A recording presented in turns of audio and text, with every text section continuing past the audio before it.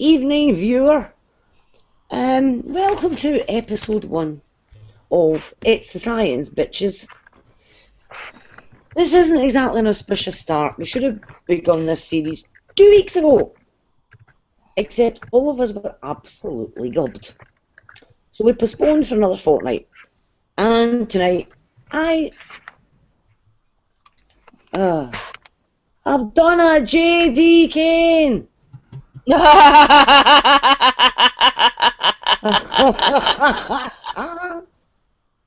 I muted it just before I did a JD Kane.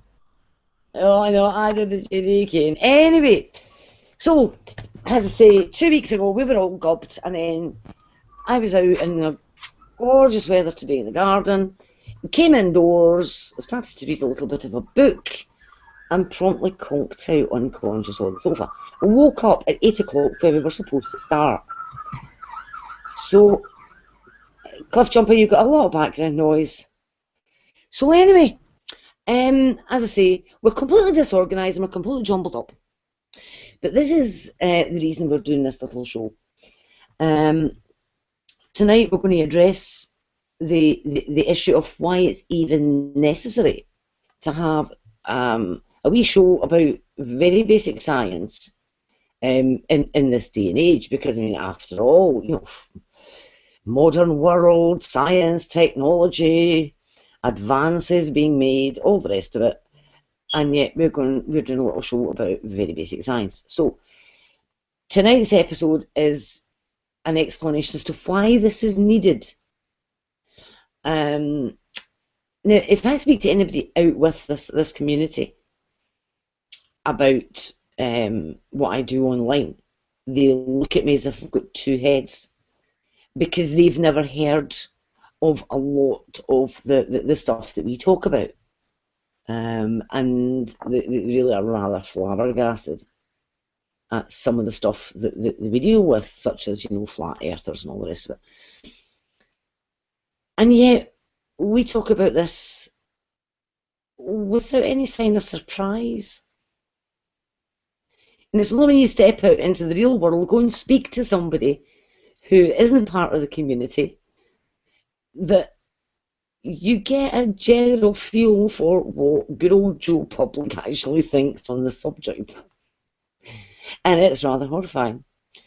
Anyway, so tonight we're going to look at the rise of creationism in general, and young earth creationism in particular, and how this has affected the way that science is looked at in the modern world. Obviously in the UK we are not very affected by this, but in America there is a huge effect. And I've asked Jade to look into this subject. Jade and Hogtie have been planning a hangout on this for a while, so I thought, let's do it as our first episode. It sets the background as to why we're doing this show, and then episodes after this one aren't going to touch on religion at all. This will be the one and only episode where we actually touch on religion. The general idea is that the live chat is up and running, so you can post any questions that you have on the topic that we're dealing with on that particular evening. And also, if anybody wants to come in to ask a question, then I can give them the link for them to actually, you know, join us, ask their question. We can answer the question, and then, you know, they can either, you know, stick around muted, or they can leave, and, you know, others can come in. A bit like, you know, the way the Magic Sandwich Show can do it with little questions and all the rest of it. So rather than having a hangout of about 9 people, and we're all busy trying to get a word in edgeways, that's not how we want to run this. We run for about an hour and a half each week. Well, I say each week. We're going to be on fortnightly, as in every 2 weeks. We're going to be on the Sunday that the Magic Sandwich Show isn't on. So Cliff Jumper has been tasked as our technical guy if we ever need, you know, anything screen shared, because if the person who's doing the speaking screen shares, they can go a bit robotic. So he's our tech guy. And he's also the guy who, when we're talking about science, if we descend into jargonese, we want Cliff to say, "Oh, wait a minute there," and get us to explain things properly. So, without meaning to disrespect Cliff, Cliff is like the canary in the mine in a way. He's our useful idiot, useful science idiot. And I don't mean that in a disparaging way, but he can maybe point out where we are not being as clear as we should be when we're trying to communicate ideas to people who are interested in science but don't have much background in it. Now, Hogtie Tramp is missing in action at the moment, so I'll be giving him a little spank when I get the chance. So it's going to be over to Jade here, because I'm just hosting this evening, so to speak. This is Jade's a sort of presentation type thing of the background which has caused the conversations about science to actually be necessary. I'm now going to mute myself and hand over to our Jade, and she is going to tell you about creationism and young earth creationism, where it comes from, and why we are where we are today. On you go, Jade. Okay, thank you. I would like to ask you to do something that I forgot to do before we got started, because I want to end with a certain passage from St. Augustine that you're very familiar with. So I was wondering if you could look that up for me and give me the link. You know which one I'm talking about.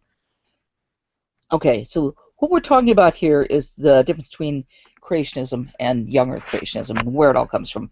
Before we do that, I want to talk briefly about science. What is science? Science is the investigation of the natural world. That's all it is.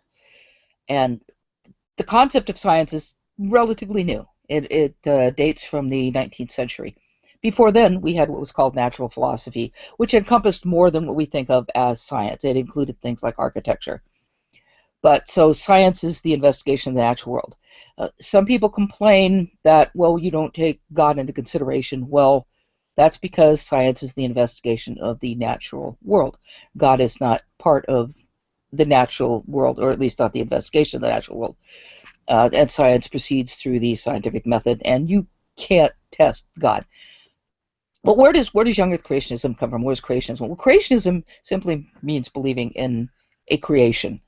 Somehow the world was creation. There are lots of creation myths all over the world. Specifically, of course, what we're talking about is the Judeo-Christian version of creationism, which we generally get from the Bible. Now, in the early Christian church, what was meant by creation was questionable. Nobody was quite sure. Some people believed in a literal 6 days, others did not. Among the others that did not were people like, where's my list here, is, St. Augustine, Clement of Alexandria, Origen, Ambrose, Hilary of Poitiers, and the Jewish scholar Philo of Alexandria. These people did not believe in a literal six-day creation. They believed that it was allegory. And one of the reasons they did was they took this from the fact that the Bible uses lots of allegory for lots of things. And so, but historically, a young earth creationism was not the standard for creationist beliefs. Although there were a lot of people in the early church who did believe in a literal six-day creation, the most influential scholars did not. So where do we come from? How do we get to today's creationism? Well, it actually starts with millennialism, which was the modern millennialism, which started largely from our point of view in the United States, with the Pilgrims, and extended from the Great Awakenings in the 1740s and 1820 to the 40s, and as far as the Puritans go, from Jonathan Edwards. And so there was this the millennial movements. There were lots of different millennial movements, and let me just go forward a little bit here. I don't want to do a thing.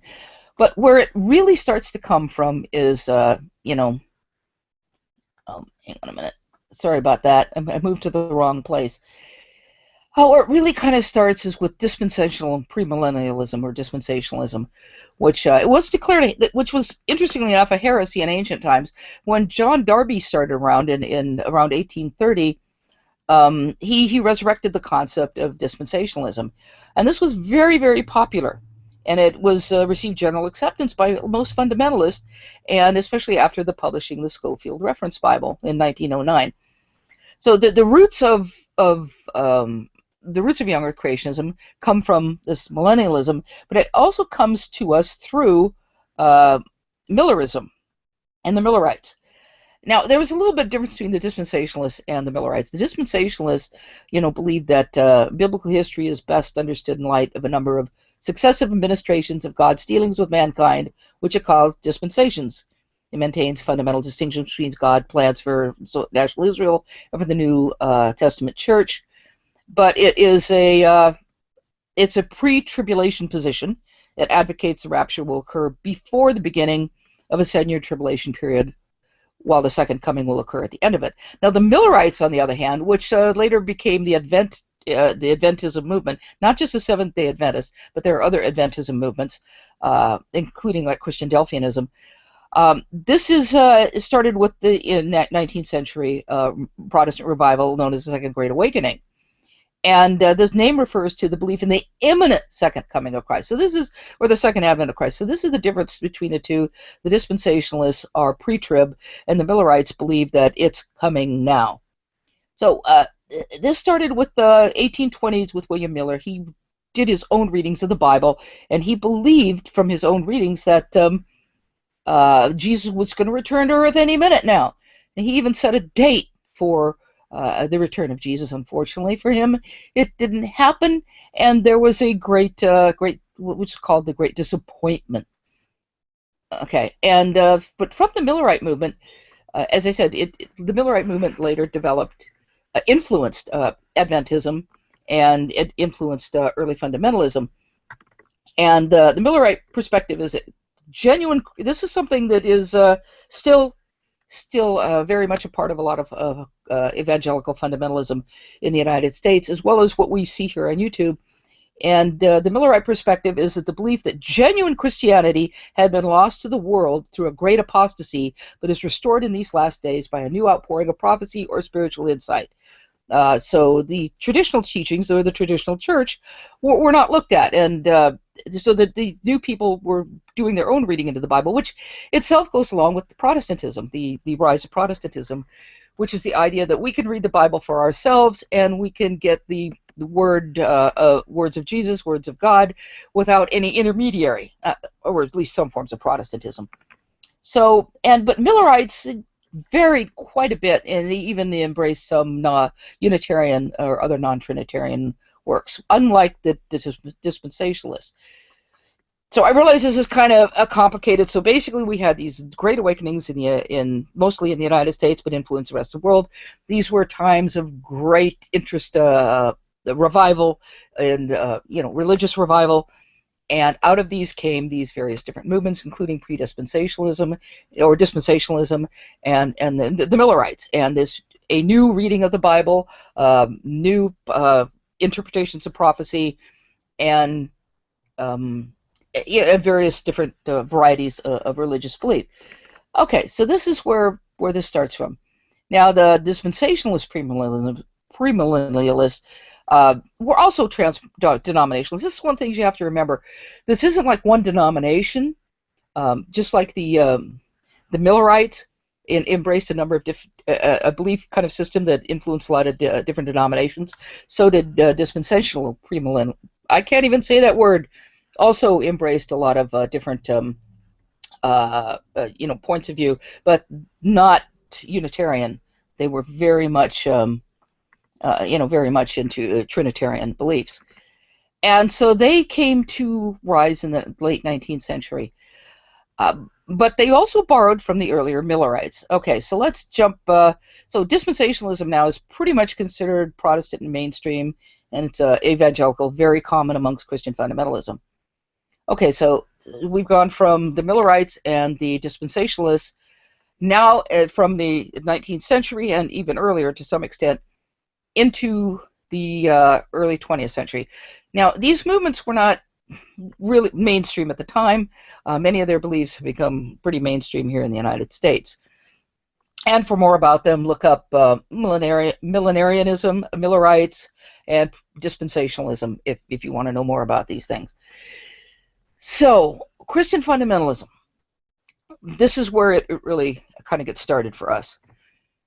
In the early 20th century, there were a number of scholars who believed that Protestantism was, and Christianity in general, were sort of fading away, moving away from the basic fundamentals of what Christianity was about.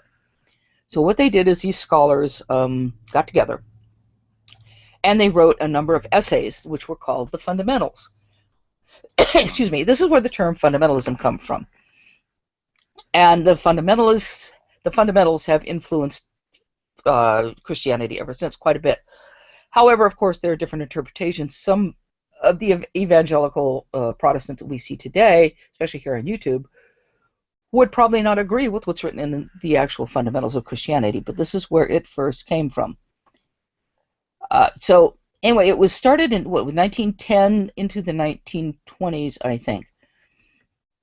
And a lot of churches at this time of the Protestant evangelical, they combined the feelings with the fundamentalists, the basic Christianity and the fundamentals, with Princeton theology, and with dispensationalism.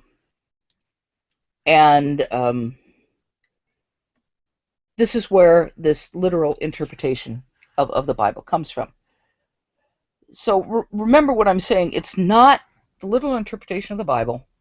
This exact literal interpretation of the Bible is something fairly new, although there were certain strains of it going way back in different ways.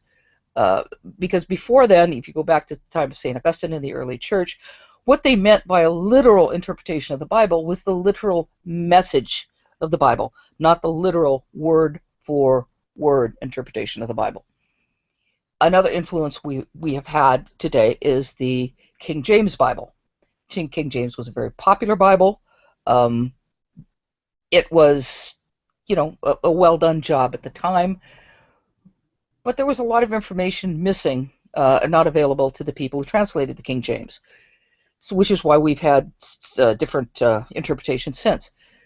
So, but you have people who are very, they love the King James. Some people are King James onlyists because they think it was directly inspired by God. Where they get that, I don't know, but it does, I'm trying to think of. I wanted to say one word. I didn't want to use that one, but it has had a big influence on modern Protestantism, especially here in the United States. And some of the problems with that are some of the language that is not quite matched with the original Koine Greek or the Hebrew does. But that's a different argument. So we've got early fundamentalism, which arises out of the Millerite and the dispensationalist movements, which comes from the Great Awakenings, the great, huge, passionate movements of inspiration, which were very influential and very interesting, actually. If you should read about the Great Awakenings, there was a part of New York that was referred to as the burned over district because it caught fire with the Lord so many times during the one of the Great Awakenings. Okay, so we're at fundamentalism and we're at literalism, basically. And just a rough overview. If anybody has any specific questions, I have a lot of references right here. I'm trying not to weigh you down with too much stuff, and I hope I'm not. So where does young Earth creationism come from? Well, as I said, historically that wasn't the traditional view of the church. For many of the early church fathers, they just simply didn't know. We didn't know what it meant, but it could be pretty much anything because God can create in God's own time. Some people believed in them as literal days. Others, as I said, like Origen and St. Augustine and Ambrose and others, did not believe that these were literal 6 days. But in the early church, it was okay to believe either way. It wasn't a matter of dogma, whether you believed it was a literal 6-day creation or an unknown period of time.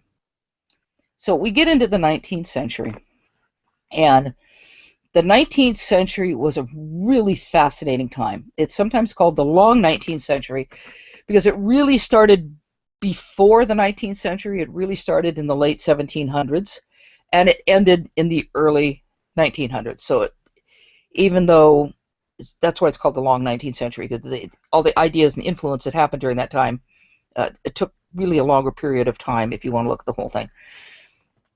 A lot of changes during the 19th century. For one thing, starting in the 18th century was the Industrial Revolution. The Industrial Revolution changed the shape, especially of Great Britain, because you had people moving from the farms into the cities, working in big factories. You had a greater knowledge base. You had all these people in the cities. You had newspapers. People were reading. You had the Great British Empire at the time, which caused people to be really fascinated by what was going on in the world. A popular literature of the time were travelogues, people who would go to different countries and write about all the wondrous things they saw. And many people in Great Britain knew people who were in the army or in the navy and traveled to all these different places and wrote letters back home. There's a great deal of interest of what was happening in the world, and especially a great deal of interest in what was happening in science. Because all of these new explorations, people would go to another country and they'd come home with these strange monkeys or other strange animals, and people would go to zoos and exhibitions and look at these wondrous things and these wondrous plants. And then you had the ability to grow things. There was Henry Ward, the Reverend Henry Ward, one day went in his backyard and he found a little fern plant growing against a wall, I think it was. And what was unusual is at this time in London, they had the heavy London fogs, which were really smog, and pretty much nothing was growing. And yet here was this little fern plant, and he realized that the reason it was growing is because he had a piece of glass resting there, and it was under the glass. And so the Reverend Ward started to build what were called Wardian cases. He's the inspiration for the Wardian cases, which today we call terrariums. And this caused an explosion of growing ferns. They were actually also called fern cases, and they'd go to people's houses and they'd have the fern case with ferns growing. Well, then people got excited about getting ferns from different parts of the world, and the explorers set out to get ferns from different parts of the world and bring home to people having cases. And then came the orchid fascination, and again people went into the deep jungles to bring the orchids back. There's a huge love of and fascination with anything in the natural world. And at the same time, we had Lyell and we had Darwin. We had all these wonderful new explorations, and the magazines are filled with them. There's a magazine called the London Illustrated News, which you can even see some versions of it on Google Books. And it's just, again, it's filled with all this information. Here in the United States, we had the dinosaur wars between Marsh and Cope. People were fascinated by science. But there was also a backlash to this, because this is kind of scary. The world is moving really fast. The people have moved off the farms into the cities. There's a lot of crime in the cities. People crowded together. Too many people moving to the cities, not enough jobs. The physical conditions were horrible. People were dying at 10 years old of alcoholism. It was a very unsettling time, as well as it was a very fascinating time. And this tended to, one of the results of this was people turned to religion, which isn't a bad thing. But for some people, the world was pretty scary. The idea that we were living on shifting sands was pretty scary. And so things like the Millerites, things like Millerism appealed to them, because maybe all these changes, all this rapid changes and things that are happening, maybe this was the end of the world. And that's where we get the millenarianism, modern millenarianism, and the Millerites and the dispensationalists and so on and so forth. So from this kind of frightening time, exciting time for some people, frightening time for others, the birth of young Earth creationism came about. And as I said, the Millerites and the influenced the Adventists. And it was the Seventh-day Adventists who actually bring us modern young Earth creationism. And I realize a lot of people don't like that, but that's just the way it is. And let me get to that that page right here. Oops, not the right one. Hang on a minute. I've got to get to the right. Sorry about that. I had all this set up, and now here we go. I was reading from an article here called Adventist Origins of Young Creation, because it's a lot better. It's a lot better than I can put it. So I'm actually going to read from this. And it's online. And there are actually other references as well. And it says, many evangelicals in America believe that younger creationism is the only authentically biblical position for Christians to hold on origins, and that all Christians believed this until they started compromising with Darwin's theory of evolution. This is simply not true. Younger creationism is relatively new, and recently as a century ago, even fundamentalist Christians saw little reason to reject evolution. The fundamentalist movement takes its name from the ambitious project called the Fundamentals. Now, I've already mentioned that, and talked about the contributors to the fundamentals, who were very leading conservatives at the time. And by the way, if you are a Christian, especially if you are a Christian who believes yourself to be a Bible believer and a fundamentalist, I suggest you find the fundamentals online and read them. They are free. I think you might find them very interesting. It's a series of essays. Different people wrote the essays. You might not agree with all of them, but it's worth a read. And for any Christian who considers themselves a fundamentalist or who adheres to the fundamentals of the Bible, I think it should be required reading. Okay, so I'm just going to call it The Advent of Scientific Creationism. The most consistent creationist voice at the beginning of the 20th century belonged to the new Seventh-day Adventist movement, which looked to the mid-19th century prophetic writings of Ellen White for guidance. What we call young earth creationism today, as promoted by Answers in Genesis, Creation Ministries International, Institute for Creation Research, and other groups, can be traced back to one of White's visions. Ellen White, 1827 to 1915, was a prophetess whose writings have been widely translated. She experienced the Great Disappointment on October 22, 1844, when Jesus failed to appear as predicted by William Miller, the leader of their sect. Okay, that's not entirely accurate. I guess you could call Miller the leader of the Seventh-day Adventists. He was the leader of the Adventist movement, which included more than the Seventh-day Adventists. So that's okay, but not complete. Okay. Anyway, so after the Great Disappointment, this was everybody was waiting for Jesus to appear. It didn't happen. So after this, she started having all these different visions, and was soon at the heart of a new branch of Christianity that now boasts more than 14 million viewers. That's the name is.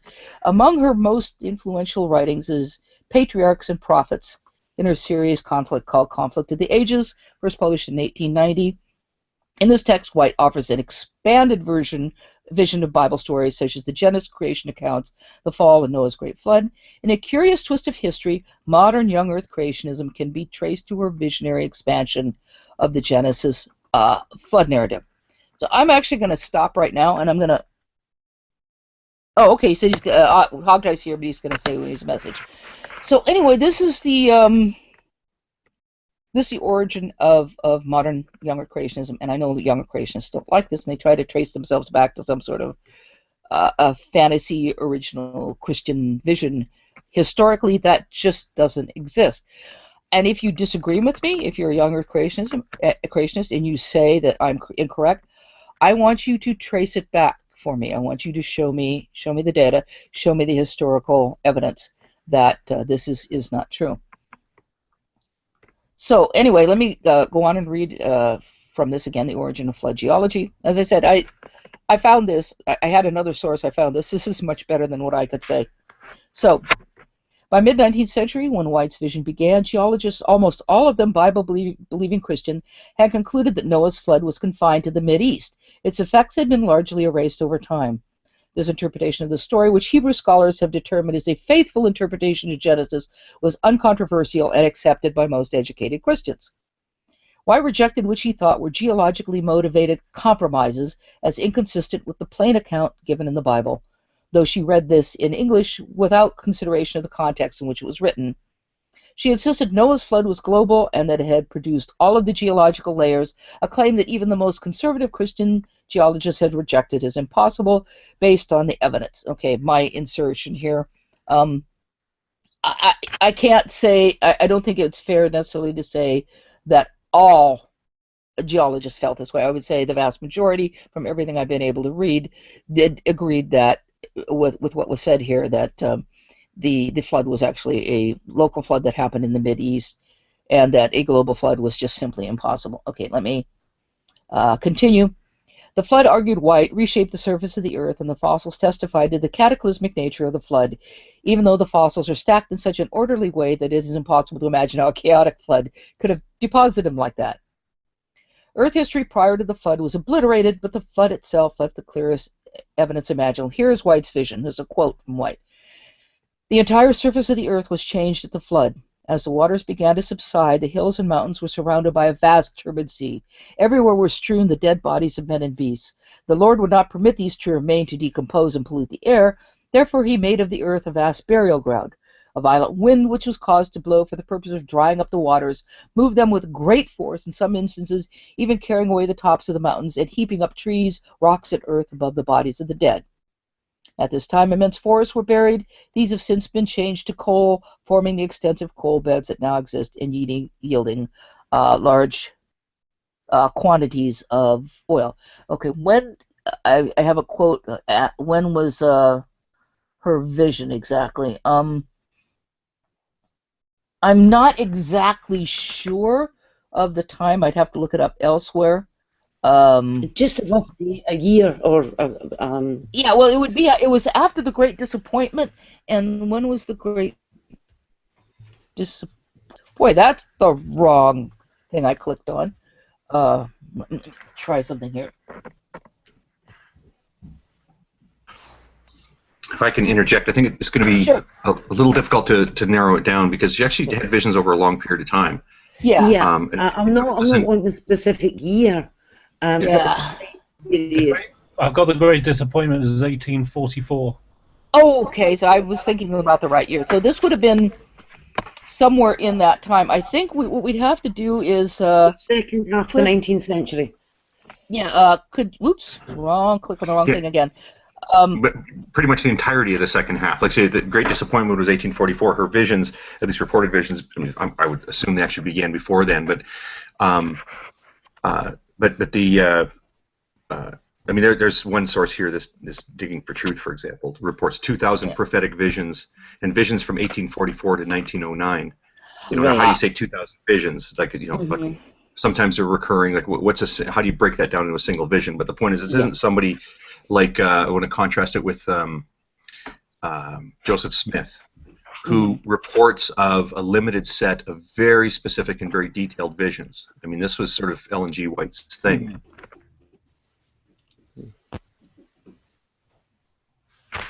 Yeah. Okay. Can you hear me? Yeah. Okay. I just looked up. I actually had said it earlier, and I didn't realize it, because it's Patriarchs and Prophets: Inner Serious Conflicts of the Ages, first published in 1890. So that's roughly it. You know, 1890s, I would say, you know, sometime. But like Hogtie said, she had a lot of visions over a period of time. So I would say that the publication date is 1890. The vision was undoubtedly before then. So that's good old Ellen G. White. And Can I ask? Okay, Can I ask go a ahead. question? Sure. These visions that she had. I mean, and you're talking about great winds to dry up the water, and buried forests, and all the rest of it. This is all extra biblical, obviously. If it's coming from one of her visions. Right. Yeah. Now I read something about her visions. It seems to be like. Oh, the whole time I know exactly what I mean when I say this. It seems to be like a little absence when she had one of these visions. It could happen when she was in company or when she was on her own. I'm not sure what you're getting at there. I know that White herself, in earlier writings, attributed the visions to a head injury that she had at 9 years old. Mhm. And it wasn't, I think I'm not even sure how to interpret a lot of that stuff, because especially when somebody's writing their own biography, sort of explaining where their visions come from and whatnot. Her family got really involved in church when she was 12 at a Methodist camp, right? And so she had another kid had thrown a rock at her head when she was 9.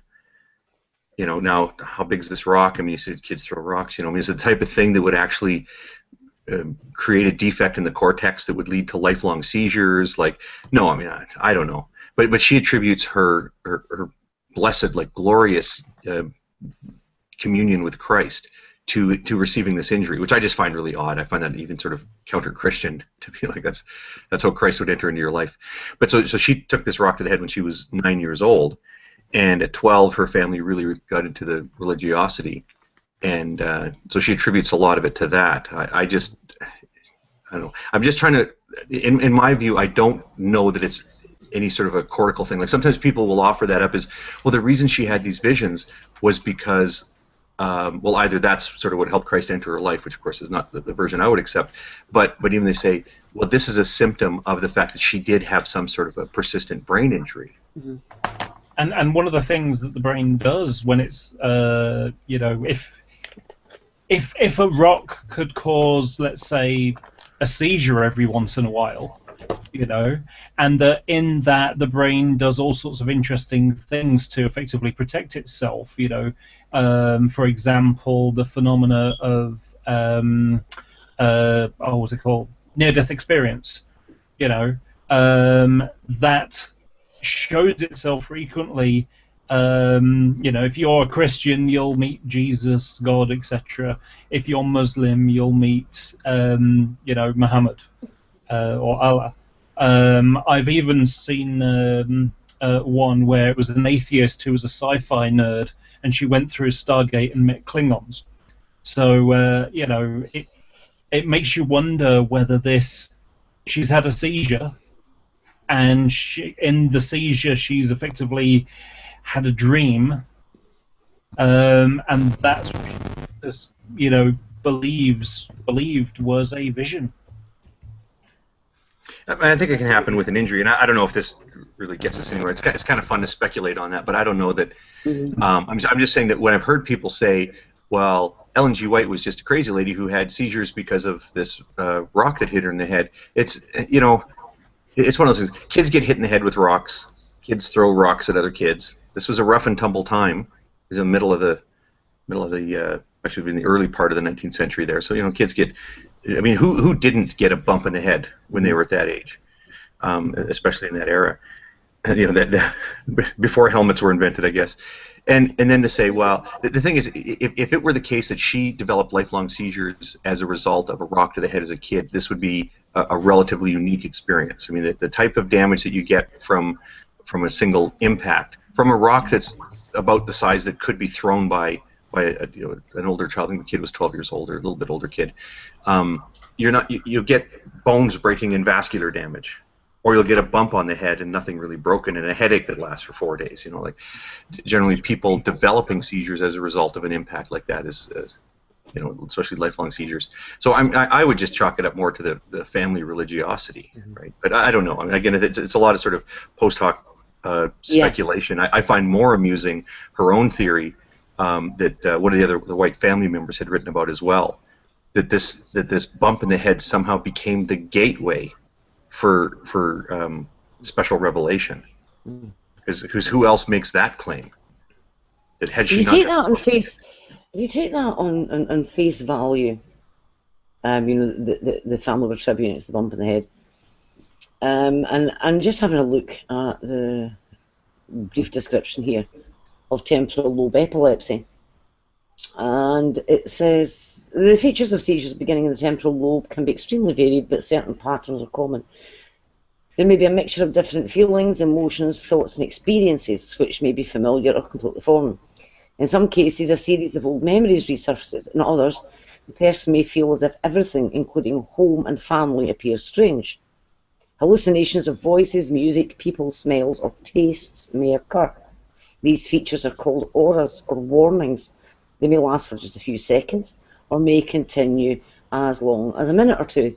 And the reason I'm bringing that up is because once I hit my teens, I started to have some exceedingly strange experiences, and that was diagnosed as temporal lobe epilepsy. And I can attest to these auras. And the one that I really, really remember was when I was standing at a bus stop and I got hit with one of these. And I sort of crouched down in the corner of the bus stop because I was so dizzy. And there was bubblegum wrappers lying on the ground. And I could hear them talking to me. Now, bubblegum wrappers don't talk to you.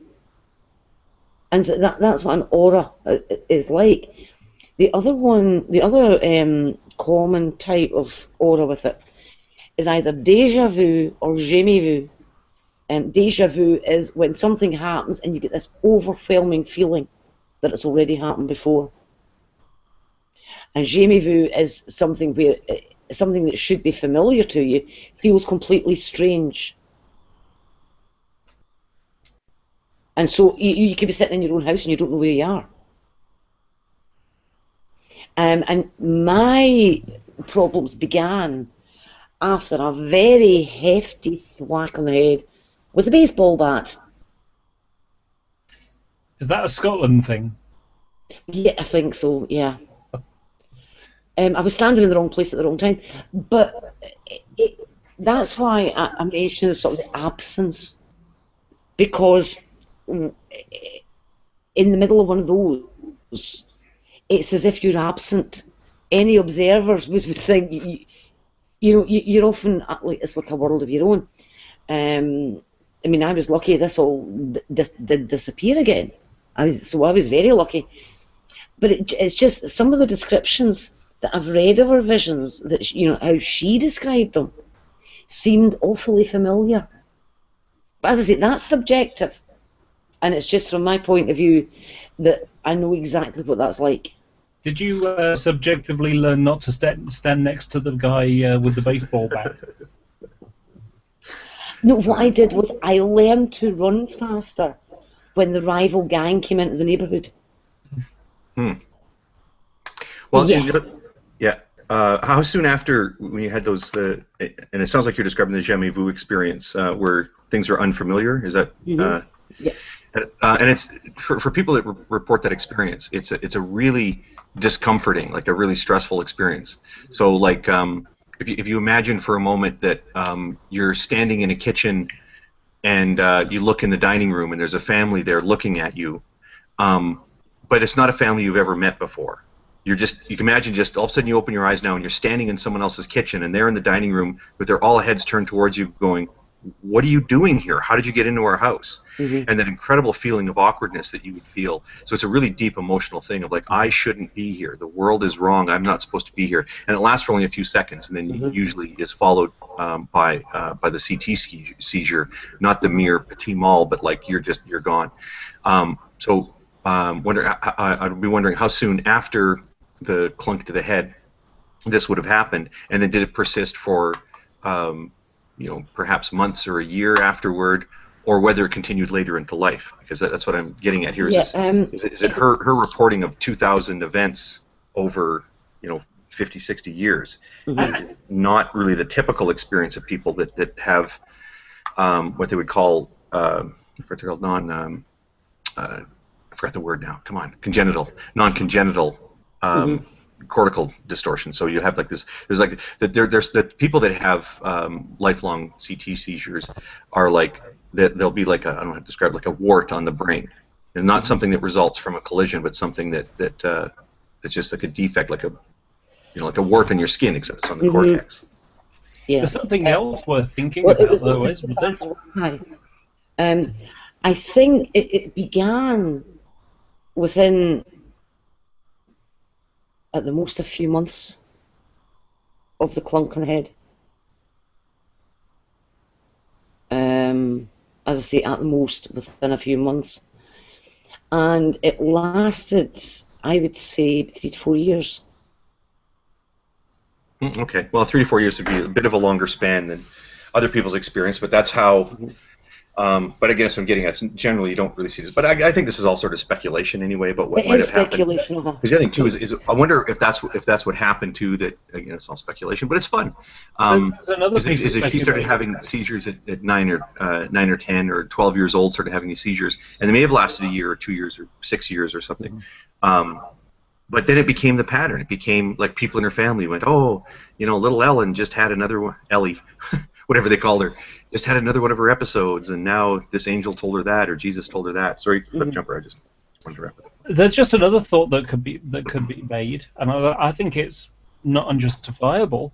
Maybe she was a fraud. Maybe she had an episode and maybe a handful over the first year or two, and she became a hit, shall we say?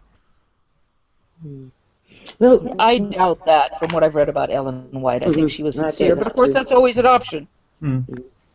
Okay, It's very interesting because one of the other things, and this is the common feature, is Ellen G. White and myself are both females.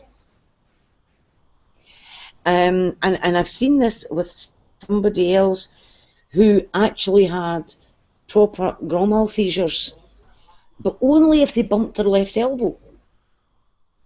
The weirdest of things, if they bumped the funny bone in their left elbow, they would go into a grand mal seizure. That was their trigger. But that person, again, another female, that only happened to her when she hit puberty, and it disappeared when she was about 18 years old. And they put it down to a combination of some defect within the brain and the effect of the hormones.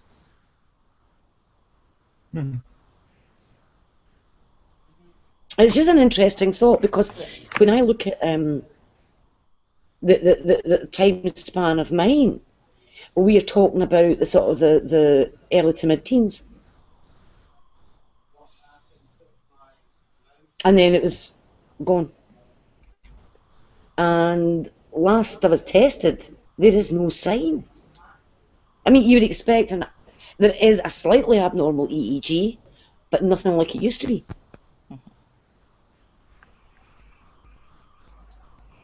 Maybe But it's anyway, the a lot of the growth for children, the mapping of the brain, a lot of that happens at the early ages of life, and then it gets to a certain point where it kind of slows down. Maybe that's a part of the natural. Yeah, and I mean, there are a lot of stories of children who they have begun seizures as they hit puberty, and they hit their 20s, and the seizures are gone again. And there's an inverse version of that, of course. Schizophrenia may not be present, and then they reach a point, Yeah. where it just becomes present. But anyway, it's just a piece of interesting speculation, because a family attributed this rock to the cause of the visions. So just a bit of interesting speculation. But sorry, Jade, on you go. Okay, so let me do a quick recap for people who've come in. So basically, I've mentioned that young Earth creationism and even Christian fundamentalism we have today is not the traditional Christian view, going back to the early church fathers, especially the more significant ones such as Saint Augustine, did not believe that there was a literal six-day creation. What comes down to us today comes largely from the 19th century and the late 18th century, through the Great Awakenings, and then into dispensationalism, which is a pre-trib position, and then the Millerites, who come from William Miller, dispensationalism being a form of millennialism, which also started up during this period of time. And William Miller had his visions, which led to the Great Disappointment in 1844. Adventism came from the Millerites, including Seventh-day Adventism, and this is where we have Ellen G. White and the origins of young Earth creationism, which came from the fact that Ellen G. White rejected the general consensus of Christianity at the time, which was that the flood for example, only took place in the Middle East. It was a local flood, and there could not possibly have been a global flood because nearly all geologists at the time, Christian geologists, in fact, rejected that because it would have been impossible. So where does this come from? So right now we have a sect, a particular and somewhat peculiar sect of Christianity called the Seventh-day Adventists, and they have their prophetess, Ellen G. White, who has all these visions. And so how do we get from there to modern fundamentalism? I've already mentioned that fundamentalism itself comes from the modern fundamentalism comes from the early 20th century with the writing of the fundamentals. Well, here's where it comes to us, because this is the next connected point, and I'm almost done. And there was a guy named George Macready Price. George Macready Price was a self-taught geologist with a limited education beyond high school. But he was a good writer, and he, amateur scientist and tireless crusader in the cause of anti-evolution. His 720-page The New Geology, published in 1923, was catapulted into relevance by William Jennings Bryan, who prosecuted John Scopes at the famous trial in Dayton, Tennessee in 1925. But even Bryan, who was the most important anti-evolutionist of the first half of the 20th century, was not a young Earth creationist. Seeing no reason to interpret the Genesis creation account as taking place over a little 7-day wait. Okay, so we've gone from Ellen G. White, who was in this, at the time, fairly obscure sect of Christianity, to George Macready Price, who wrote a book which is very popular. He was a good writer, apparently. I haven't read the book. You might be able to find it on Google Books. And William Jennings Bryan, who was, I don't know if some people know who William Jennings Bryan was. William Jennings Bryan was a famous orator. He was one of the most famous people of his time. He was well known for "Thou shalt not crucify mankind on a cross of gold" speech. So he was a very, very famous person, and he brought George Macready Price's book to prominence. Okay. And because these creationist ideas were basically limited to Seventh-day Adventist biblical interpretation, most Christians outside the group paid no attention to them and were fine with the idea that evolution was simply God's message of creation. This is even after Bryan's. But then something else happened. And the something else was certain fundamentalist scholars, John Whitcomb and Henry Morris, joined forces to move Price's ideas from Adventism to mainstream evangelicism. They co-authored The Genesis Flood, the book that launched the modern creationist movement and convinced millions of Christians to accept White's vision of Earth's history. Though it is not widely known, because the authors of Genesis Flood left it out of their book, is that the arguments in the book are really just Price's arguments updated to provide a more scientific presentation. So that's where we come from all this. From the obscure sect at the time of Seventh-day Adventism and Ellen G. White's visions, to George Macready Price's books, to its popularization at the time by William Jennings Bryan, to then its revival by John Whitcomb and Henry Morris. And now we are at the point of younger creationism. Modern younger creationism. So Any that questions? the trial you're talking about, that was the Scopes monkey trial. Yes, that was the Scopes monkey trial, and that was William Jennings Bryan who prosecuted it. Yeah, and there's a good documentary on it. You can actually find it on Christopher Hitchslap's channel, I think. But there's also a movie called Inherit the Wind with Spencer Tracy, which gives a dramatic reconstruction of the Scopes monkey trial. Yeah, it's not entirely accurate, but it is dramatic. Yeah. I'd also like to point out, it's an enjoyable way of finding out a bit more about it. I have a book that I've lost. I had a book. I may still have it that I've lost. It was about the Scopes monkey trial.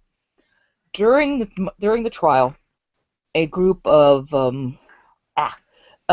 journalists who were following the trial were looking at, what exactly did the Bible say? And so what they did was they hired this scholar who happened to be Jewish, but he was an expert at Aramaic and Hebrew, and they asked him to describe, explain to them how the translations of the Bible came apart. And he pointed out to them and says, okay, in some cases you've got the Aramaic, in some cases you've got the Hebrew. So whatever you got this word, you've got the way it came to us, the Bible, the way it came to us. He says, so what you've got is you've got this word in, let's say, Hebrew or Aramaic, and you've got maybe a couple of different, you're going to translate it to Greek, and you've got maybe a couple of different words you could use. So you pick one word, you translate it into Greek. Okay, now you've got it in Greek, now you're going to translate it into Latin. Okay, you're going to maybe 2 or 3 words in Latin match the one in Greek. You pick the one you think fits best. Okay, now we're going to translate it from Latin into German, because this is actually how it came down to us.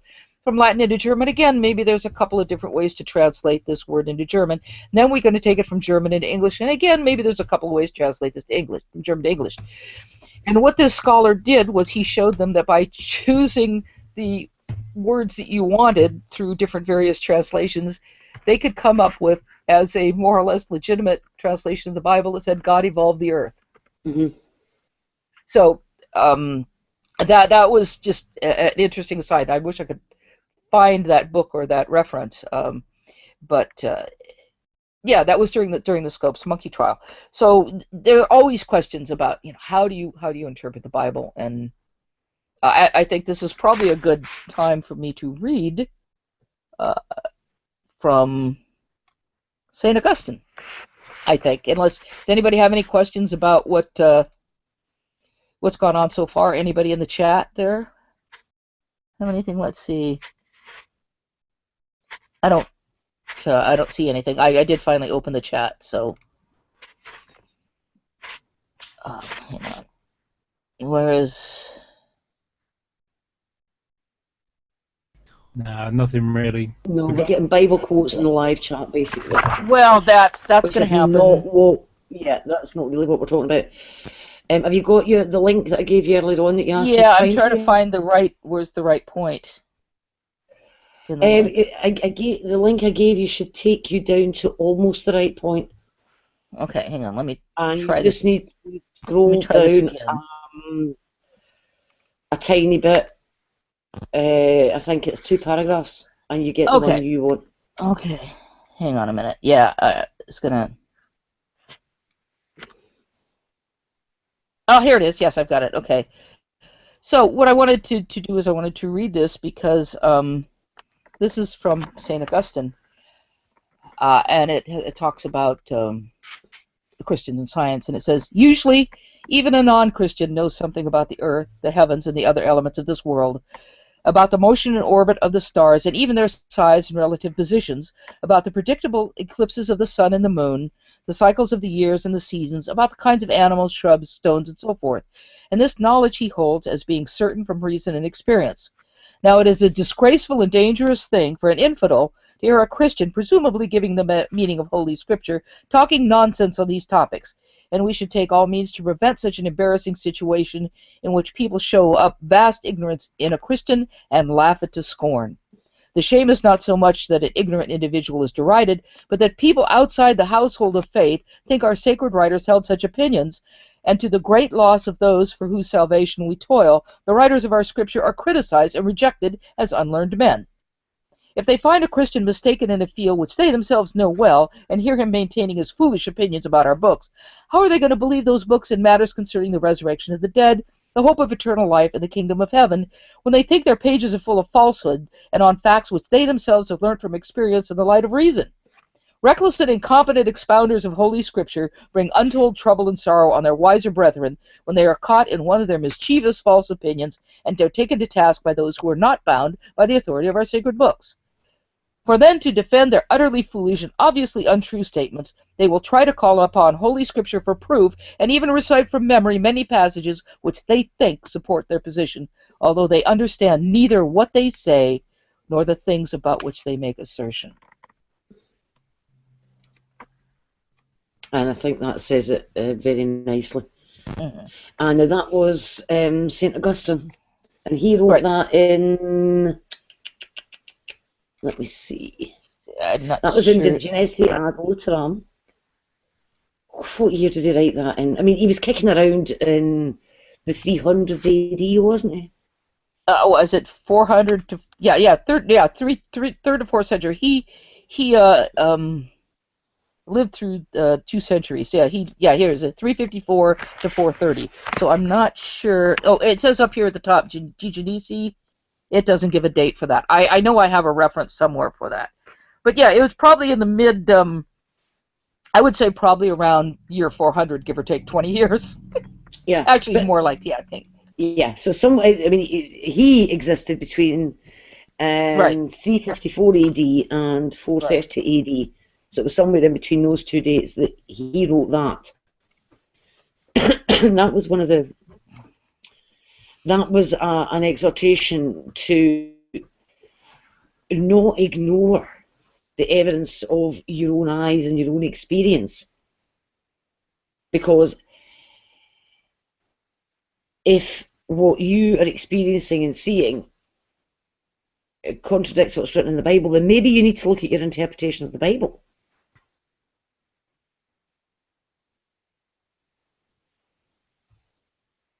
rather than deny the experience and the evidence of your own eyes. So it's all down to how you are interpreting the Bible. Right, in Does a that make different sense? place. Yeah, and in a different place, I don't have the exact link right now. He talks about that, and he talks about how everyone knows the world is round. Surprisingly, some people don't. St. Augustine Mm-hmm. knew the world was round. He pointed out that even the ancients knew the world was round. However, there's a passage in the Bible where it says that the heavens covered the earth like a tent, like a Mm-hmm. tent or a skin.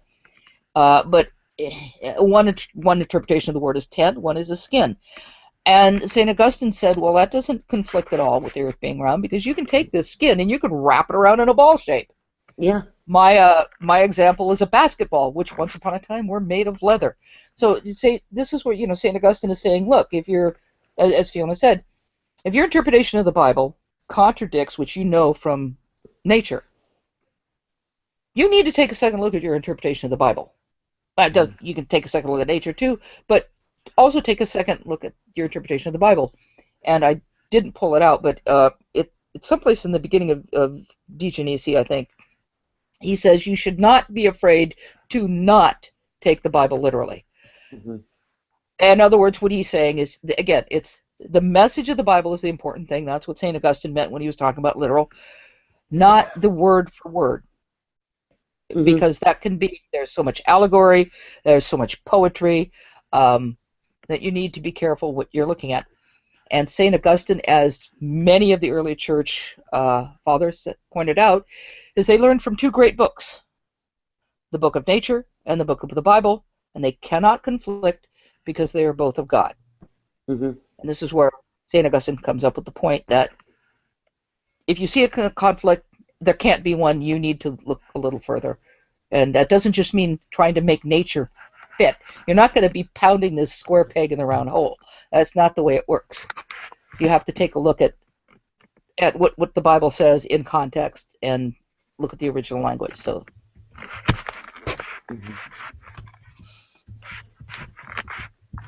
and as Fiona said, this is the only time in this series we're talking about religion. We're just getting this out of the way.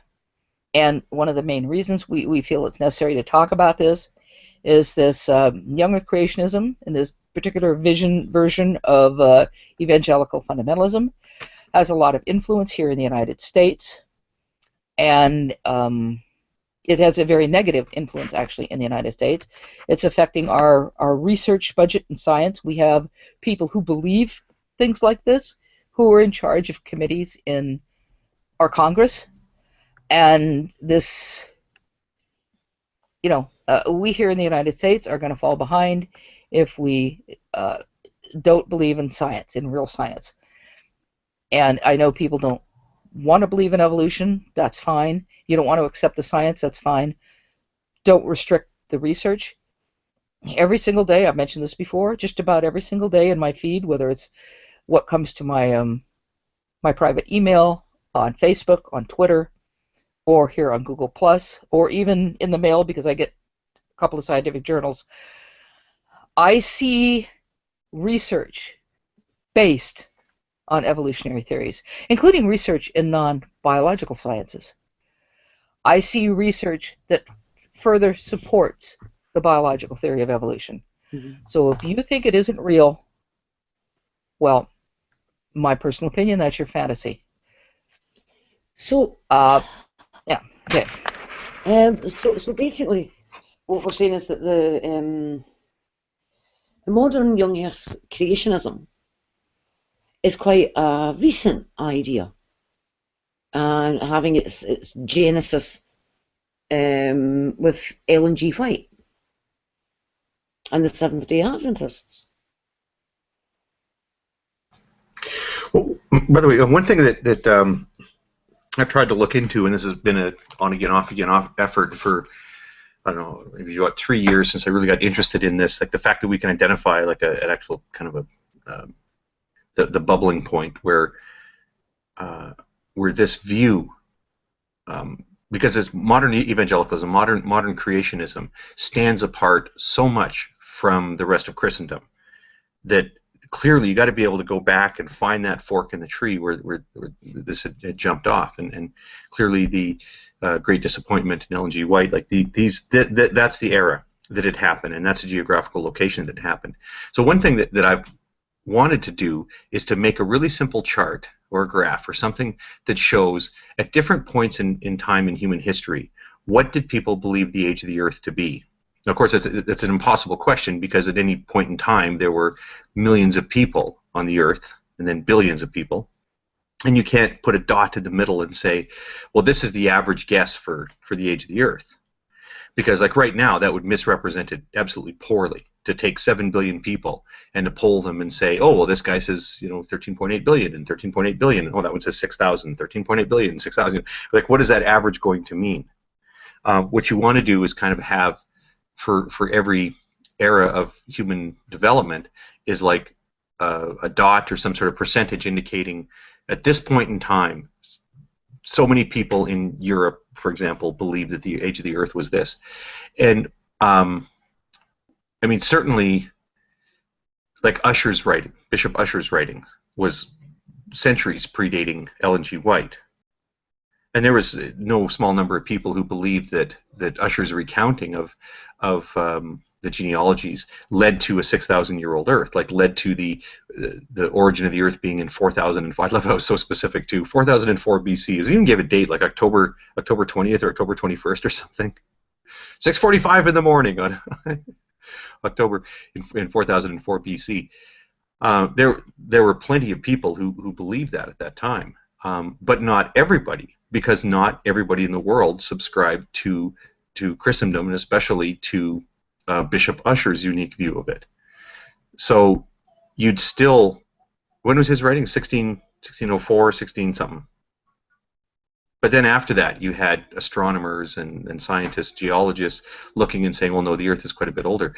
But then if you go back even further than that, sorry, I'm meandering a little bit. I think I explained to Jade and Fiona, I've sort of got a headache that's been brewing here. I had one pretty bad one this morning, and I'm feeling a bit better now, but I'm going to apologize to the audience if I appear to be meandering or stammering, because I did, when I clicked the mic, I did have a point to make. But the traditional view, not traditional, the classic view has been that the Earth has always been around, right? I mean, you look at the world and you just think, sorry, partly what I'm responding to here, I'm looking at some of the things in the side chat that's like, oh, so you think that people just, who was it? Somebody made some comment about how, so we think that human beings just always knew the Earth to be millions of years old, or always knew the Earth to be billions of years old? And no, I don't think that's the case. I don't think that Bronze Age humans walked outside and went, well, look at this Earth. It's clearly more than 1 billion years old, but not nearly 1 trillion years old, right? That's not a conclusion that they would have come to. The youth of it, like it only being a few thousand years old, is not an obvious conclusion. I think they just always believe that the Earth has always been here. But I kind of liken it to this notion that people have this mistaken notion that people always thought the Earth was flat. And it wasn't until the 15th century that somebody went, oh, wait a second. You know what? It could be kind of ball-shaped, and if you went around the other side, you'd pop out over there. That is such an incredibly misinformed view of human history, because even at the time of the writing of the Bible, the Earth was known to be roundish. And in fact, in the 3rd or 4th century BC, Eratosthenes had come up with a fairly specific and accurate estimate of the diameter of the Earth, or the circumference, whichever way you want to put it. So the ball Earth thing has been around for a very, very long time, easily 2,500 years by now. So the idea that it wasn't until the late 15th century that somebody went, oh, it might be round. I mean, that's just such an incredible misunderstanding. And Cliff reminds me here, it's what Usher is published in 1650. Oh, he's putting down the date. Yeah. 1650, So, 1654. yeah. So the but by then we're on the virtue of on the cusp of the Enlightenment and the Renaissance and things like that, when science started to tell us, no, the Earth's actually a lot older than that. So if you were to try to make this graph that I'd like to make, you would just have like 90-some% of the population for generations, for eras, believing that the Earth has just always existed. And then the idea that it's actually a very old thing that somehow started.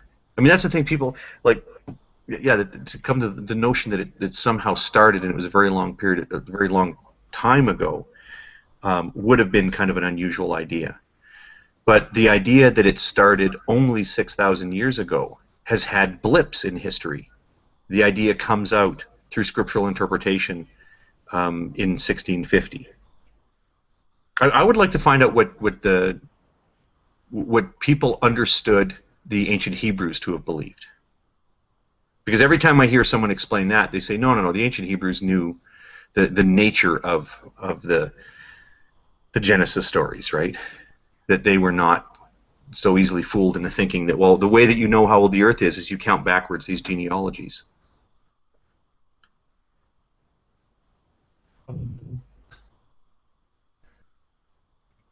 Just a nosiness, and from something that was in the back of my mind and ringing a wee bell, I have looked up the Jewish folklore on Golem, Golem,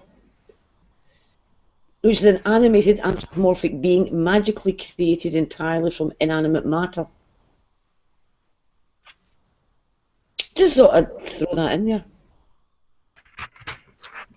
Yes, and the golem was to protect the Jews. Mm-hmm. It was a very popular story, excuse me, in parts of Eastern Europe. Yeah. And I mean, I'm not really quite sure where that comes, how that got into Jewish folklore. As far as I've been able to tell from the reading that I've done over the years, I think the majority of Jews do not read the creation account as literal. They don't take the Ellen G. White position. No, Well, they the don't.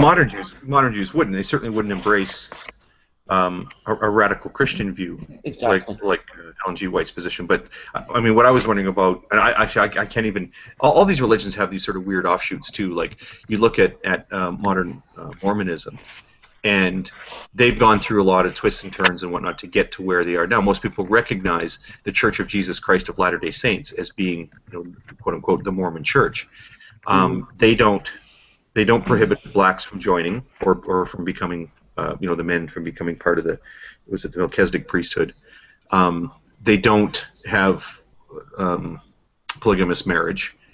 But that's not to say that there aren't any Mormons anywhere in the world that do that, because there are these offshoot of fundamentalist Mormons that say, no, we're doing it this way. And so it'd be the same thing with Judaism. I mean, that's a belief set that is global, worldwide, and in some parts of in the older parts of it, rooted in the ancient world. So you think, well, surely there has to be some young Earth creationists amongst the Jews that aren't, they're not young Earth creationists. Like, remember too, that's another point I want to kind of throw in randomly too about the modern young Earth creationists, is that their reading of Genesis is just hilarious in some ways. Like, when you ask them who's in the Garden of Eden, like, they'll tell you that Jesus was in the Garden of Eden. They'll tell you that Jesus was there at creation, or they'll tell you that Jesus created the world. And I understand, before people wig out in the live chat about this, I understand your theology that yes, of course, Jesus was there at creation. I'm saying the part that I find weird is your claim that Jesus is present as written in the book of Genesis. Because here you've got well, Jesus and Satan, for that matter, or the devil or the anti whatever. That sorry, I'm hearing an echo there. It's Cliff Jumper, I think. But they interpret the way they interpret Genesis in a way that no Jewish person ever would do so. But would there not be some young Earth creationist Jews who took like a really literal account of Genesis and didn't do the thing that the modern Christian young Earth creationists do, and that is import Jesus and the devil and all this other stuff into Genesis, where that stuff is clearly not in the text. But are there any modern? And I mean, when was the last time that there was a Jewish person, like these are the people who are the custodians of the original books of Moses? And when was the last time that you and I don't mean like within your lifetime, I mean centuries, 2,000 years. When's the last time that there was ever a Jewish person who looked at the book of Genesis and said, this clearly tells us that the earth is 6,000 years old? I just don't think it's ever been part of their culture. Well, Hogtie, I think, I mean, this is why I wanted to quickly join in, because I've been listening in. And you can just Wikipedia it. You can go Jewish views on evolution, and it's been written up quite nicely, showcasing from the medieval rabbinic writings. You have Baya ben Asher in the 11th century, who was the first to think about, using the Genesis account to think of the earth being billions of years old. And then from there you get Maimonides and Nachmanides that furthered the position. And then quite interestingly, Isaac ben Samuel of Acre, he took the writings before them. In fact, he was the disciple of Nachmanides. And he noticed that there's this thing in the Kabbalistic writings of the importance of sabbatical cycles, and in the Genesis account you have this structure of 7 days. Then taking that into account from the Psalm 90, about 1 day is like 1,000 years. So you have 42,000 years. Well, actually, sorry, it's 49,000 years, because Pentecost would be 50 years. So there's 7 sabbatical cycles within the Jubilee, so it'll be 49. Times that by 365.25. So he took the solar year estimate in his day, and guess what age that comes down to? That comes down to 15 billion years, and this is documented in the 13th century. So here we have people of their own Torah, well before Ellen G. White, giving an estimate of the age of the universe by the time Adam was created to 15 billion years. And obviously the accurate estimate now is 13 billion, but 13.8. But here's an example where that no one was, like you said, no one was thinking of the Earth and everything being 6,000 years old. That only came about from Ellen G. White onward. So yeah, I just wanted to share that. Well, that's interesting, and I see I got a bit of reading to do on the Jewish uptake of it. And although I would again, I would trying to make that correction. I don't think. I mean, yes, I do think that the seed here is Ellen G. White. Although clearly there was an earlier seed in Bishop Ussher's writing. Yes. Not that let's say that really took hold, or that anybody in the United States. And of course, that was well before there was such a thing as the United States, but not that the sort of the escapees. That's actually a very true point, and also due to scholarship in the ancient Near Eastern materials of the Enuma Elish and the Gilgamesh epic and all those ancient texts that predate Moses and even Abraham. Well, around the time of Abraham, because that's when writing was first being developed. We now know why the ages given in Genesis 5 why they're written in the way they're written. You have common numerals of 0, 2, 5, which coincide with the base 60 number system of the Sumerian king list. And so for Bishop Ussher to take these as literal numbers, it's because he didn't have the scholarship in his day in regards to the ancient Near Eastern context. He just read it in from a Western perspective. And so I wouldn't, the thing is, I think you're right, I wouldn't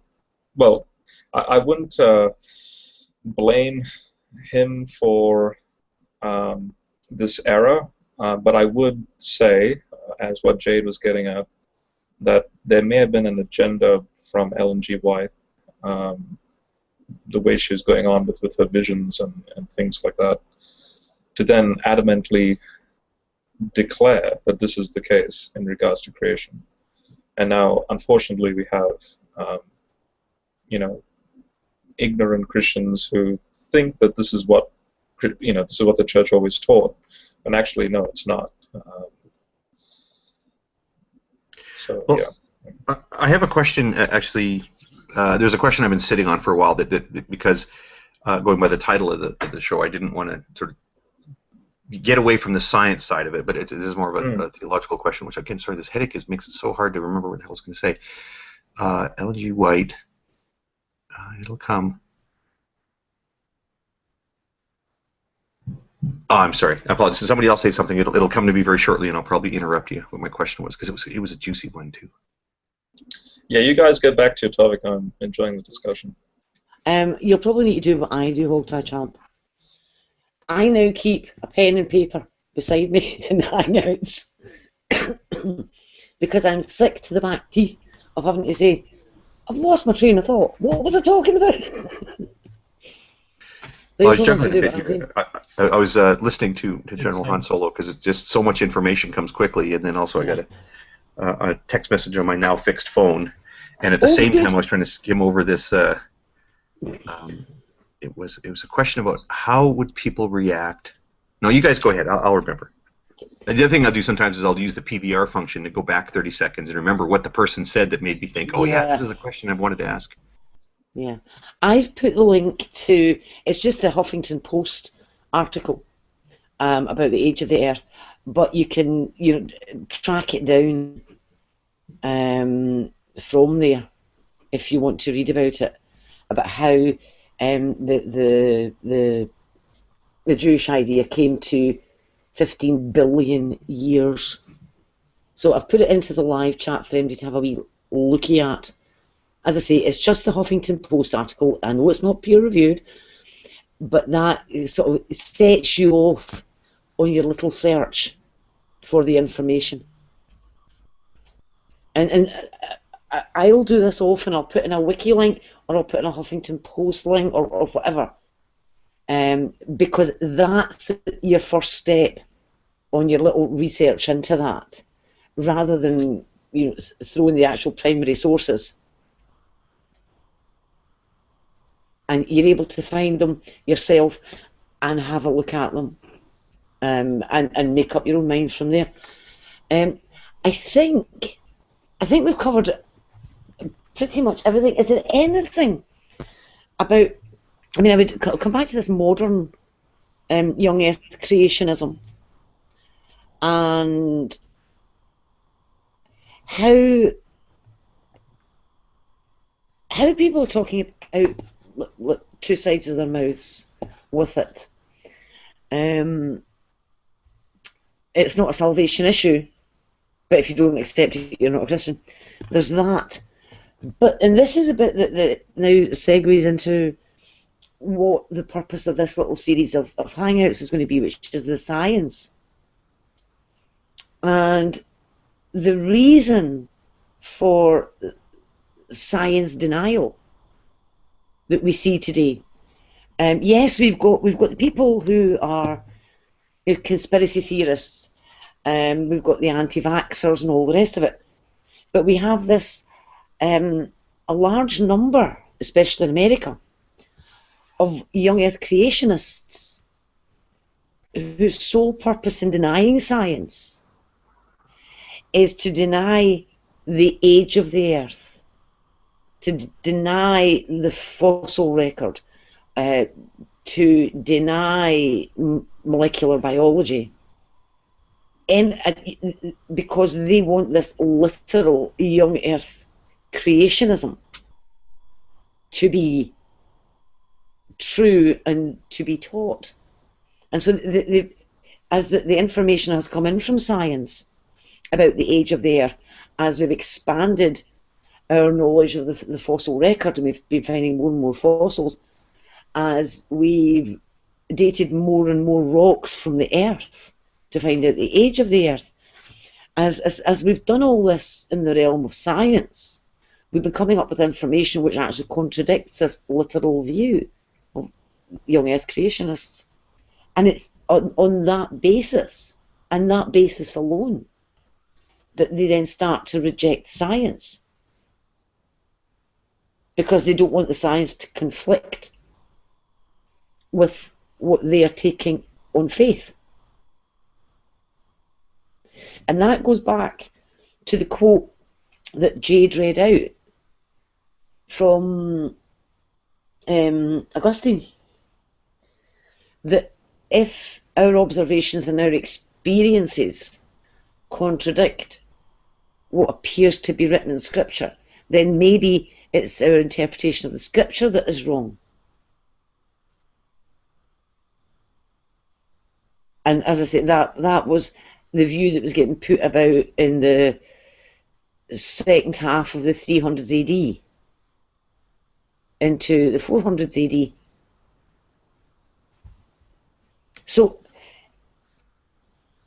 the reason that we're going to do this little series...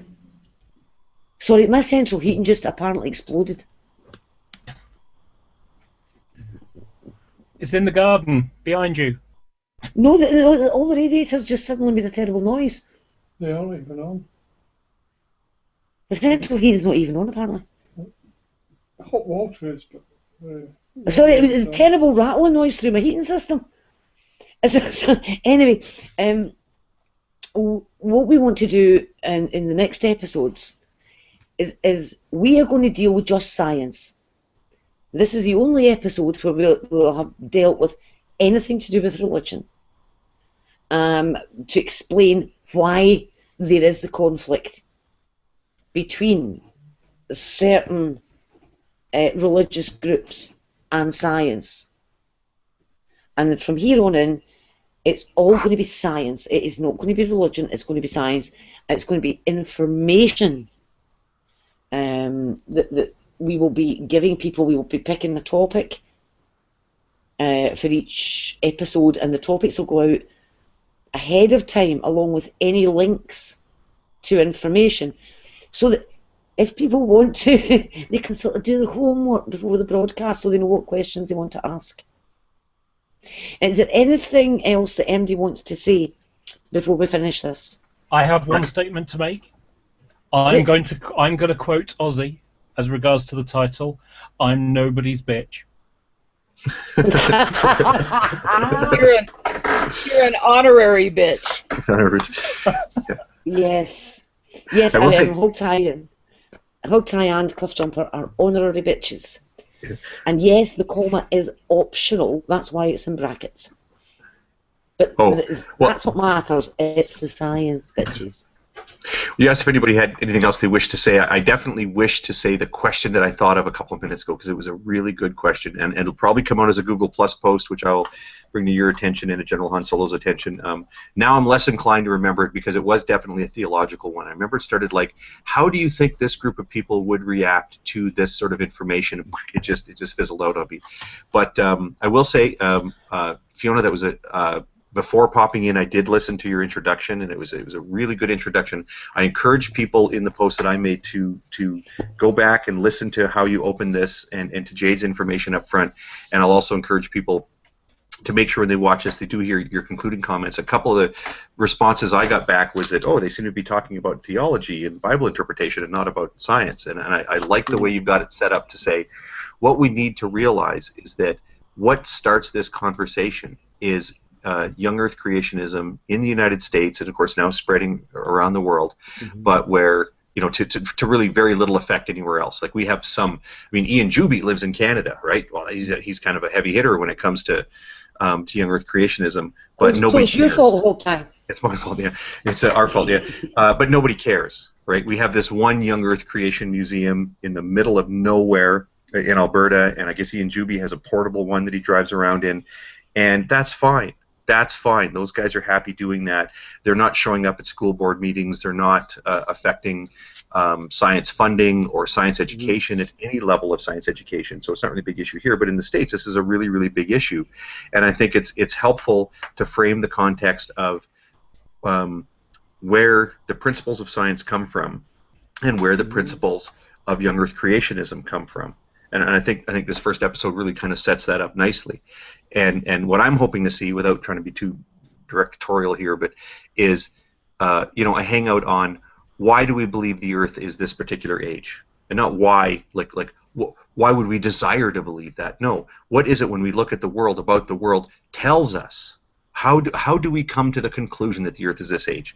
How do we come to the conclusion that all of the apes, as classified, share common ancestry, right? Of course, that would include humans. How do we come to this conclusion or that conclusion? So pick any topic. And then the last thing I wanted to add was there was a hangout last night on I forget. I think it might have been on Steve McRae's channel. We're partway through. There's some encouragement for people that let's get away from the the drama-based stuff about who knows what. But one of the discussions was about how we throw papers at each other in hangouts. And is there anything in life where we get to the bottom of something? Like when you are involved in scientific research, you have these brown bag meetings, these little somebody will say, hey, I found an interesting article. Let's discuss this. Let's sit around, let's bring our lunch into this room and we'll sit around and we'll talk about this. They don't throw the paper at you during the meeting. You get to look at it ahead of time.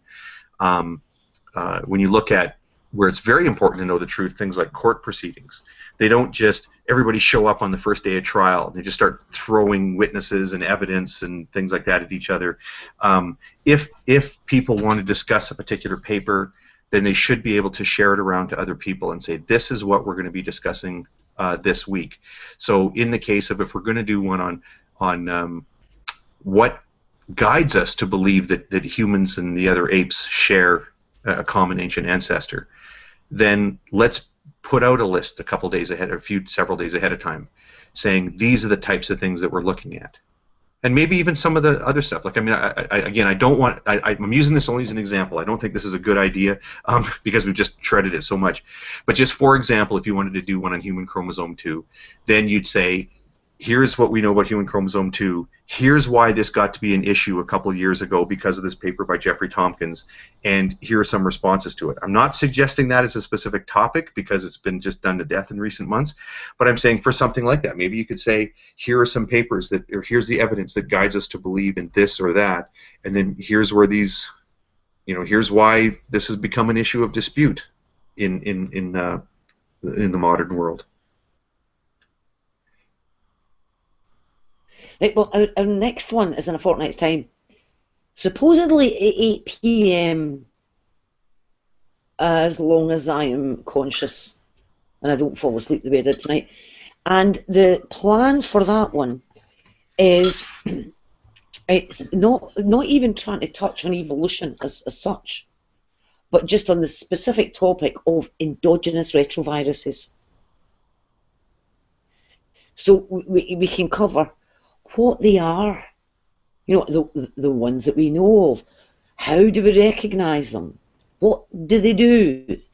And just the science of endogenous retroviruses. And then at the end of it, we can move to why we consider it evidence for evolution. But the main point is just to get out the science behind endogenous retroviruses.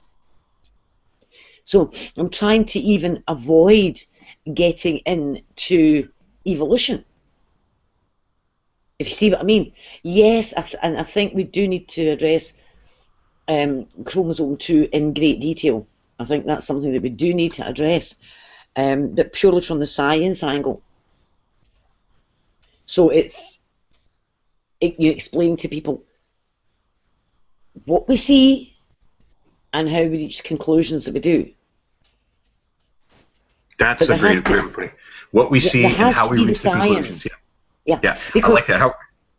I'm you see, the sorry, thing is, sorry, we get terrible. I'm sorry, just so sorry to interject. It's just because I really like you saying that what we see and how we reach the conclusions we do. That's really got to be the point of it, and not a hangout about, well, is evolution true? Well, oh, come on. I mean, but specifically, I mean, the chromosome 2 one is a really great illustration, because when you look and say, well, how did they come to that conclusion? What we see and how we come to that conclusion, that is a very, very interesting. It's a good topic for something, and to show people too, like how they come to these conclusions is a strange thing. I think my only resistance to specifically the chromosome 2 thing is just because of the recency of how much we've talked about it lately. But now that you say that, in terms of the theme, what we see and how we come to the conclusions that we do, that's like the banner statement. Yeah, because just to give an example, when we talk about the telomeres that you find, and that they are not pristine, that means nothing to anybody if they don't know that pristine telomeres prevent fusion. So it doesn't matter that we say these are damaged, all the rest of it. If they don't have that background, then it means nothing to them. It wouldn't count as evidence. So this is why we really need to get down to the nuts and bolts of the science itself. So, and this I have designed for, and I don't mean to be insulting about this, but what we want to do is get the science across to science numpties. Now, as I say, I don't mean to be insulting about that. I'm a technological numpty, which is why we've got Cliff here, because he can do all these things that I just can't. I'm hopeless. And yeah, at the same time, I'm the science numpty. Yeah. Well, yeah, there is that. But you see what I mean? Because we want to get this information over to people who don't have the background and who want to know more about science. And they don't give a toss about evolution, but they just want to know science. So that's the sort of direction I want to take this. Now, we didn't get very many questions in live chat. And I think what I'm going to do is, let me see. Sorry, I've lost the plot. Hogseye, have you managed to remember what it was that you thought you wanted to say? No, as it sounded like you're bringing it in for a landing, I actually discontinued that effort. But I do assure everyone listening, it was a great question. Okay. I just, oh great, now I forgot what I was going to say. About, a couple things. First of all, about chromosome 2, you're exactly right. Although we covered it extensively in like 4 hangouts, a lot of people don't have the background. I've had several people message me and say, could you go over that again? And to start from the beginning and explain, like you just pointed out, what is a telomere? What's a centromere? What? But beyond that, when people watch this, I would like them to, if you have any questions, please ask us. You could ask under, where Fiona has, shared this, or where I've shared this, or ask us directly. Please ask any questions you might have. If you want any links, if you want any references, please ask us. Also, if there are subjects you would like us to cover, please let us know. Yes. So, yeah. Yes, that is a good idea, because if anybody has got a particular science topic that they would like us to cover, they can put in that request. If it's something, for example, to do with geology, we will try and get a guest geologist to come on. I've got somebody in mind who is a spider. He's a petroleum chappie who can explain why finding oil depends on the absolute dates and why Zion Oil hasn't found anything.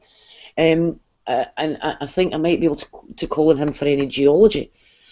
Also, if there's anybody that you'd like us to have on as a guest any week, let us know. And we will see what we can do. And we can't promise. I mean, I want Brian Cox on, but that's not going to happen. But I only want that so I can lech after him. Anyway, I think for everybody who's watching, and actually we've been sitting up at the 40 viewers, and thank you so much for watching. please think of any questions that you would like us to address in an episode, and we'll see what we can do about that. If you have any questions about this episode, especially with the rise of young earth creationism, I think the best people to address those queries to would be Jade or Hogtie Champ. They're the ones that know more about this. They certainly know more about it than I do. And I think that's a wrap, apparently. So thank you very much, everybody. Thank you, Cliff. Thank you, General. Thank you, Hogtie Champ. And thank you, Jade. And we will be back in 2 weeks' time. No idea what... Oh, sorry. We are due to be on at 8 o'clock, but no idea if we'll make it or not. And the topic that we'd like to address is the endogenous retroviruses, the science behind endogenous retroviruses. We will look out some resources and we'll post links to them on G+ as public posts. So watch out for those. And that would be some background reading if you want to have a look at it before we actually do our hangout. It'll probably mean you'll know more than I do about endogenous retroviruses once you've read that lot. But anyway, we will try and always put the resources out ahead of time to give you a chance to have a look. And on that note, I am going to say au revoir. So could everybody in here unmute themselves and shout bye? Bye. Bye. Shalom.